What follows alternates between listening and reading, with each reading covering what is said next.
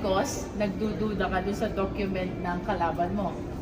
Bakit ayaw ng defense mag-stipulate sa documents na pares naman sila? It's because they are doubting the documents of the prosecution.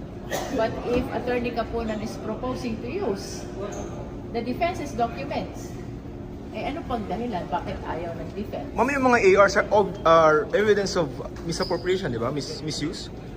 Okay, this is the... Acknowledgement receipts are ito yung tinatawag nating DEPs. Correct. So, Documents evidencing payments. so ibig sabihin, if you're in Article 1, if you're trying to show misuse and misappropriation, ito na yun, right?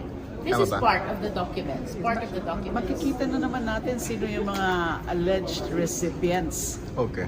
of those confidential funds acknowledgement receipts. So tingnan naman natin Speaking of ano na namang confidential fund, mga you pangalan have- na nandyan. May minention si Attorney Kapunan, mga names na parang pang fruit salad. Lalabas na ba yun dito dapat kay Saidin? Siyempre, mas maganda, antayin natin, di ba? Para may surprise. Kasi pag sinabi namin, giveaway na.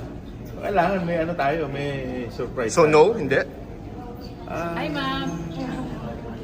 Well, we Uy, expect some kakulay ka names din to be namin. mentioned. So, tingnan na lang natin. Sige ma'am.